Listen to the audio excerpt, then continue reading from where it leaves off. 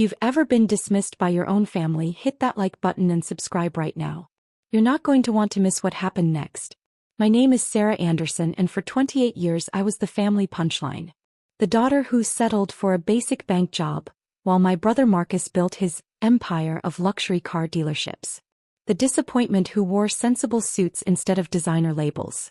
The boring one who talked about interest rates at dinner while Marcus closed million-dollar deals. What my family didn't know was that I wasn't just working at Sentinel Private Bank. I was the youngest investment director in the institution's 127-year history, personally managing a portfolio worth $2.3 billion and controlling approval authority for every commercial loan over $500,000 in the tri-state area. They had no idea because I never told them. And I had very good reasons. Started 12 years ago when I was 16. My grandmother passed away and left me $50,000, her entire life savings. She was the only person who ever believed in me, who saw past my quiet nature and recognized something my parents never did. The will was explicit. The money was mine alone for my education. My father demanded I contribute to the family by giving Marcus $30,000 for his first dealership down payment. When I refused, citing grandma's wishes, he said something I'll never forget. Your grandmother wasted her life savings on the wrong grandchild. Marcus is going places. You'll be lucky to manage a cash register. I invested that $50,000 in my education instead. Full scholarship to state school, but I used grandma's money for living expenses, networking events, finance certifications. While Marcus got family investments and constant praise, I built my career in silence. Summer internships at regional banks. Night classes for my Series 7 and 63 licenses. Weekend studying for my CFA. By 23 I was an associate at Sentinel. By 25, a senior loan officer. By 27, investment director. The person who decided which businesses got funded and which didn't. The person who could greenlight an 8-figure loan or kill it with a single signature. My family knew I worked at the bank. They assumed I was a teller, maybe a branch manager if they were feeling generous. I never corrected them because I wanted to see something. Would they ever value me without knowing about my success? Would they ever be proud of who I was, not what I could do for them? The answer became clear at every family gathering. Marcus would arrive in his latest luxury vehicle, and my parents would parade him around like a prize. Marcus closed another dealership, 15 now across 3 states. Mom would announce to anyone within earshot. When I arrived in my practical Honda Accord, Dad would pat my shoulder with barely concealed pity. Still at the bank, sweetheart? Well, not everyone can be an entrepreneur like your brother. I'd smile and say, still there. It pays the bills. What I didn't mention was that my annual compensation package was $340,000, or that I'd just approved a $12 million loan to a tech startup that would triple in value within 2 years, earning me a 6-figure bonus. 3 months ago the dynamic shifted. Marcus announced at Sunday dinner that he was expanding the empire. A flagship luxury dealership in the city's premium district. The crown jewel, he called it. We're talking $5 million in inventory alone. Bentley, Rolls-Royce, Lamborghini. Ultra-high net worth clientele only. My father beamed. That's my son. Thinking big. Always thinking big. Marcus continued, chest puffed with confidence. I've got a meeting at Sentinel Private Bank next month. Need a $5 million line of credit for inventory and build-out. They'd be idiots not to approve it. My dealerships did $47 million in revenue last year. Something cold settled in my stomach. Sentinel Private Bank. My bank. A $5 million commercial loan. My approval authority. Sounds ambitious, I said carefully. Sentinel's pretty selective with their commercial lending. Marcus laughed. Please, Sarah. This is real business, not whatever paperwork you shuffle. Banks fight over clients like me. Mom patted his hand. Sarah wouldn't understand this level of finance, honey. She's never dealt with real money. I took a sip of water and said nothing. But I was already thinking about Marcus's financials. I'd seen his dealership group's name cross my desk twice in the past year, both times in risk assessment reports. High debt-to-equity ratio. Concerning cash flow patterns. Inventory financing that kept getting extended. I'd made a mental note to watch that account. Now it was about to become my problem directly. Over the next 4 weeks I did what I always did. My job. Marcus's loan application came through official channels. As investment director, anything over $500,000 landed on my desk for final review. I assigned it to my senior analyst, Maria, without mentioning the family connection. I wanted an objective assessment first. Maria's report came back with a yellow flag. Applicant shows strong revenue but concerning leverage ratios. Existing debt service is 43% of gross profit. 3 payment extensions in the past 18 months. Credit utilization at 87% across all facilities. Recommend additional collateral or personal guarantee before approval. I dug deeper myself, pulling 5 years of financial statements, tax returns, credit reports. The picture that emerged wasn't pretty. Marcus's empire was a house of cards. Impressive from the outside, hollow underneath. He'd been borrowing to cover previous borrowing. Using new dealership revenue to make payments on old ones. Classic signs of overextension. The flagship expansion wasn't growth. It was desperation. One more gamble to try and revenue his way out of a debt hole. I prepared my analysis with zero emotion. This wasn't about family. This was about fiduciary responsibility to my institution and our investors. A $5 million unsecured line to an already over-leveraged dealership group? Declined. Not even close. But I didn't cancel the meeting. I wanted to see how this would play. The week before the appointment, Marcus was insufferable. At Sunday dinner, he'd brought architectural renderings of the new dealership. 12,000 square feet. Floor-to-ceiling glass. This is going to put me in a different category entirely. Dad studied the plans with reverence. You've always had vision, son. Always. Marcus glanced at me. Sarah, you should come to the bank meeting. It might be educational for you. See how major deals actually get done. Mom laughed. Oh, Marcus, Sarah would be so out of place. Can you imagine? She probably doesn't even know what a commercial line of credit is. Something in me snapped. Not anger. Calculation. Actually, that sounds interesting. What day is your appointment? Marcus looked surprised but pleased. Thursday, 2 p.m. But seriously, Sarah, this is going to be high-level stuff. Complex financial instruments. You might not follow the conversation. I'll try my best, I said, keeping my voice humble. Maybe I'll learn something. That Thursday morning I dressed carefully. My usual work attire, tailored navy suit, Cartier watch, a gift to myself when I made director. Subtle makeup. Professional but understated.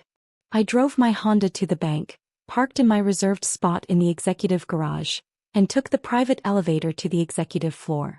My office overlooked the city from the 42nd floor. Corner office, glass walls, my name on the door. Sarah Anderson, Investment Director. On my desk sat 3 files. The top one was labeled Marcus Anderson / Anderson Luxury Auto Group / $5 million LOC application. I'd read it cover to cover a dozen times. I knew every number, every discrepancy, every red flag. My assistant, Jennifer, buzzed at 1:45 p.m. Your 2 p.m. is here. Shall I show them to conference room A? Give me 5 minutes, then bring them up. I gathered my materials, including a second file I'd prepared, one my family hadn't seen yet. Then I walked to conference room A, the same room where we conducted all major loan negotiations. 20-foot mahogany table, leather chairs. Walls lined with photographs of the bank's 127-year history. I stood by the window back to the door reviewing my notes. At exactly 2 p.m. I heard voices in the hallway. My father's booming laugh. Marcus's confident tone. Mom's excited chatter. They'd brought the whole family to witness Marcus's triumph. The door opened. Jennifer's professional voice. Mr. Anderson, please make yourself comfortable. Ms. Anderson will be with you shortly. I heard Marcus say, actually, funny coincidence. My sister works here. Basic position, but she was curious about the process, so we told her she could observe if. I turned around. The look on Marcus's face was almost worth 12 years of condescension by itself. Sarah. Mom's voice came out strangled. What are you doing in this office? I smiled and sat at the head of the table. Hello, Marcus. Thank you for coming. Please sit down. Dad's eyes were darting around the room, taking in the executive furnishings, the city view, my position at the table head. I don't understand. Where's the loan officer? You're looking at her. I opened my portfolio. Actually, my official title is Investment Director. I have final approval authority for all commercial loans over $500,000. Which brings us to your application, Marcus. The color was draining from Marcus's face. You're the decision maker? I am. I slid a document across the table. I've reviewed your application thoroughly. Before we discuss my decision, I need to clarify some discrepancies in your financial statements. Mom found her voice. Discrepancies? Marcus's businesses are incredibly successful. Mom. My voice wasn't loud, but it cut through the room. You're welcome to observe this meeting, but the financial discussion is between Marcus and me. As his loan officer, I have some questions. I turned to Marcus, who looked like he might vomit. Your application states $47 million in revenue last year. That's accurate. What you didn't disclose is that your net profit margin was 2.1%, well below industry standard of 7 to 9%. Can you explain why? Marcus's mouth opened and closed. It's industry specific. Luxury vehicles have different. No, they don't. I slid another page across. I pulled comparable dealership groups in your market. They're averaging 6.8% net profit. Your margins are depressed because you're servicing debt at unsustainable levels. Your total debt obligation is $23.7 million across 8 different facilities. Your debt service is consuming 43% of your gross profit. Drop a comment and let me know where you're watching from tonight. Dad tried to intervene. Now wait a minute, Sarah, I don't think you understand how business. Mr. Anderson. I use my professional voice, the one that made CFOs sit up straight. I have a graduate degree in finance from Wharton, 12 years of commercial lending experience, and I manage a $2.3 billion investment portfolio. I understand exactly how business works. Now please, let me finish with my client. The room went dead silent. I continued, my eyes on Marcus. You've also had 3 payment extensions in the past 18 months. Each time you blamed seasonal cash flow issues. But the pattern shows chronic liquidity problems. You're borrowing from new acquisitions to cover debt service on existing dealerships. Marcus's voice shook. That's standard practice during growth phases. It's not. I pulled out a third document. I also ran a full credit analysis. Your personal credit utilization is at 87%. You have 6 maxed out credit cards with a combined balance of $340,000. You're 3 months behind on your mortgage, $47,000 in arrears.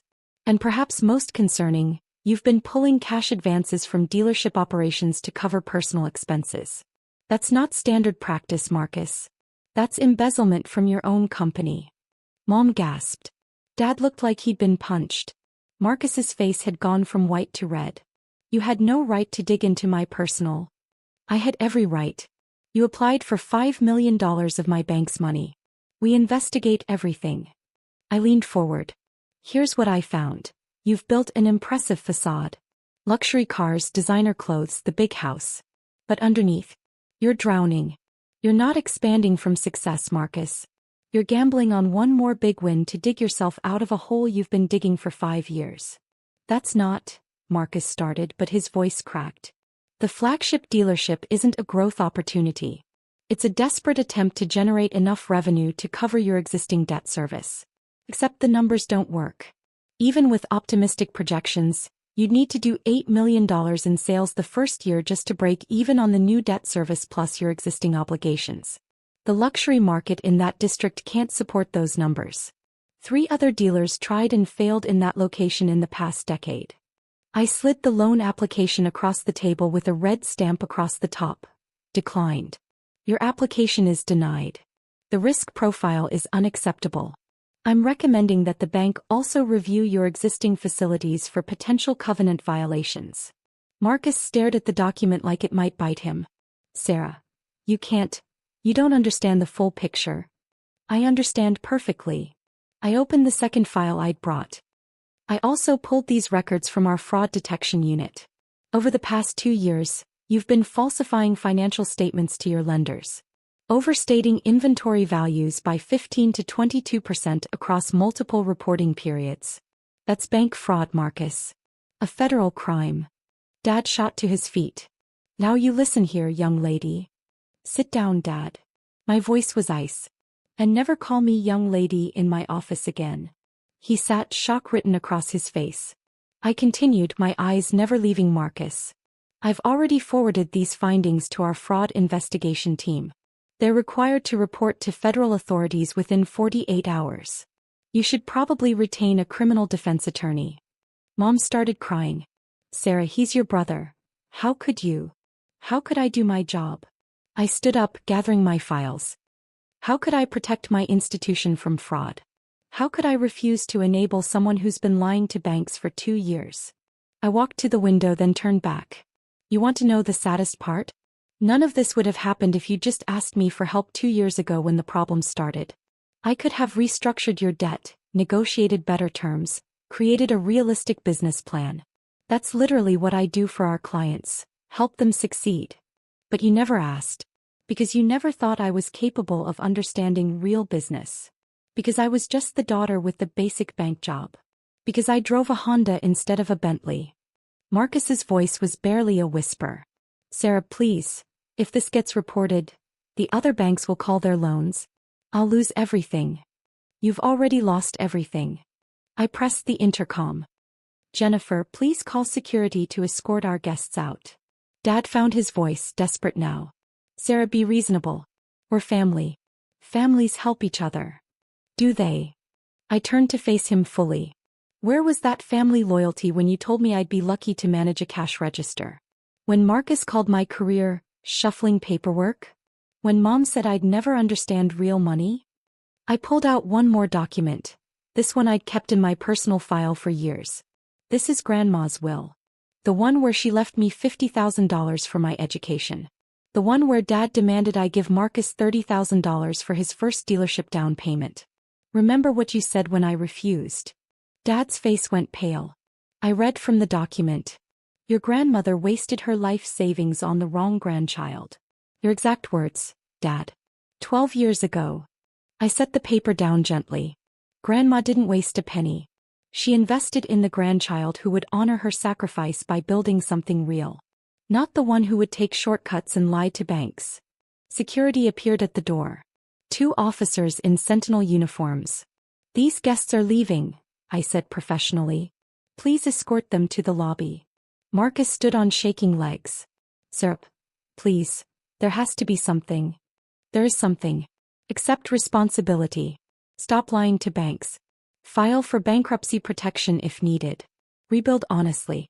But I won't enable your fraud, and I won't risk my institution's capital on someone who's been systematically lying to lenders. Mom grabbed my arm as she passed. You're destroying your brother's life. I gently removed her hand. Marcus destroyed his own life. I'm just refusing to be complicit in the destruction. As they walked toward the door, Dad turned back one last time. We're your family, Sarah. No, I said quietly. Grandma was my family. She believed in me when no one else did. You 3 are just people I happen to share DNA with. The door closed behind them.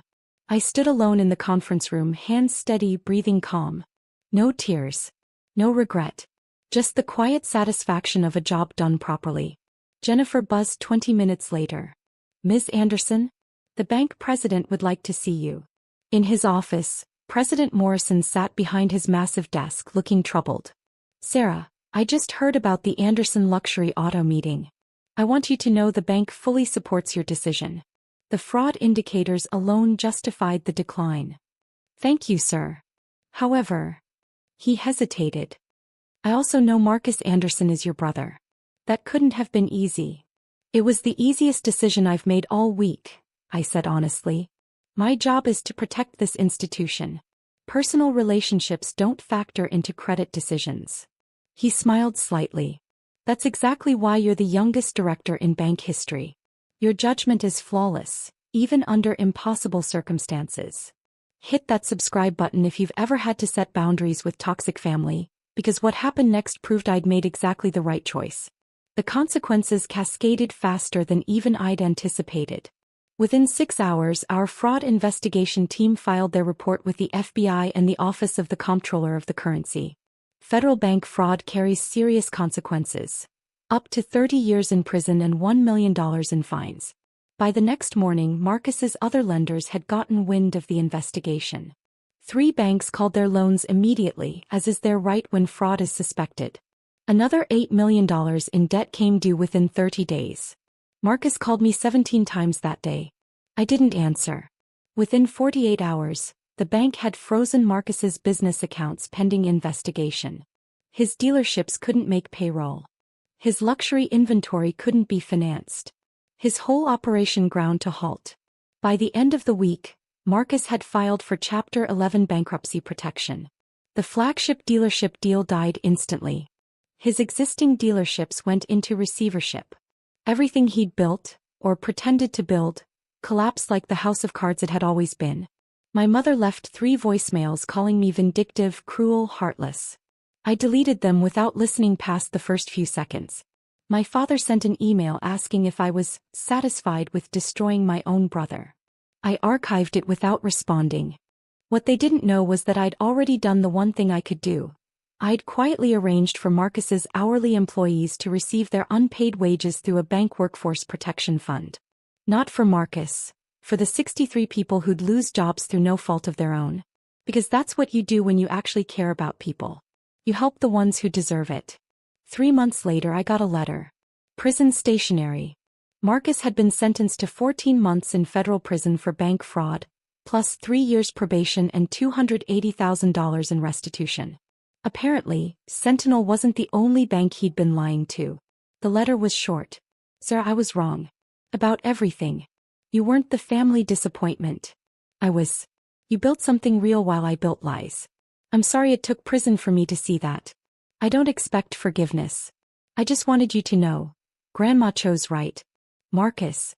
I kept the letter. Not out of sentimentality but as a reminder. Paper beats promises every single time. 6 months after the meeting, my parents' number appeared on my phone. I almost didn't answer. But curiosity won. Hello. Sarah. Dad's voice sounded older, tired. We need to talk. About what? About how wrong we were. About how we treated you for 28 years. About how we enabled Marcus's lies because we wanted to believe he was successful. About how we dismissed the daughter who was actually exceptional. Silence stretched between us. Your mother and I have been in therapy. Trying to understand how we failed you so completely. Our therapist suggested we might never have the chance to apologize if we didn't do it now. Okay, I said carefully. I'm listening. We don't deserve your forgiveness. Mom's voice came on speakerphone, thick with tears. We were terrible parents to you. We saw what we wanted to see with Marcus and refused to see who you really were. You deserved better. More silence. I appreciate you saying that, I finally said. I do. But I need you to understand something. I don't need your approval anymore. I stopped needing it 12 years ago when I decided to build my own life. The validation I was looking for? I gave it to myself. We understand, Dad said quietly. We want the chance to know who you really are. If you'll let us. I thought about Grandma, about what she would want. She'd want me to be strong but not bitter. Successful but not cruel. To set boundaries but leave the door open for genuine change. Here's what I'll offer, I said. Sunday dinners once a month. We start fresh. You ask about my actual life, my actual career, my actual achievements. No comparisons to Marcus. No dismissive comments. No assumptions. If you can manage that, we'll see where it goes. Yes, Mom said immediately. Yes, we can do that. And one more thing, I added. I want to start a scholarship fund in Grandma's name. For women pursuing finance careers. I'm putting in the first $100,000. If you want to contribute and be part of honoring her memory properly, you're welcome to help. Dad's voice cracked. We'd like that very much. That was 6 months ago. The Sunday dinners have been awkward, but genuine. My parents ask about my work now and actually listen to the answers. They still don't fully understand what I do, but they're trying. That's more than they ever did before. Marcus gets out of prison next month. I've arranged for him to interview at a local Honda dealership for a sales position. Entry level. It's honest work, and the manager is a client of mine who believes in second chances for people who've genuinely changed. I'm not doing it for Marcus. I'm doing it because it's the right thing to do. And because Grandma taught me that success isn't about crushing people who hurt you, it's about building something so solid that their opinions can't touch it. Last week I got promoted to Senior Vice President of Commercial Lending. At 31, I'm now the youngest SVP in Sentinel's history, overseeing a team of 43 lending professionals and managing a $4.1 billion portfolio. My office is bigger now. The view is better. The compensation package is ridiculous. $520,000 base plus performance bonuses. And you know what? I still drive the same Honda Accord. Because my worth was never about what I drove or wore or displayed. It was about what I built when no one was watching. About the character I developed when being dismissed. About the empire I created while being underestimated. Grandma knew that. She saw something in a 16-year-old girl that no one else could see. The quiet determination to prove that being overlooked doesn't mean being without value. Every time I approve a loan for a female entrepreneur, every time I mentor a young professional, every time I make a decision that protects my institution and the honest people who depend on it, I'm honoring her investment. She didn't waste a penny. She invested in exactly the right grandchild. If you've ever had to walk away from toxic family to save yourself, tell me your story in the comments. What would you have done? Does any of this feel familiar? Because sometimes the best revenge isn't revenge at all. It's building something so undeniably successful that the people who dismissed you have to confront what they missed. And then having the grace to offer them a chance to be better. Not because they deserve it but because you do.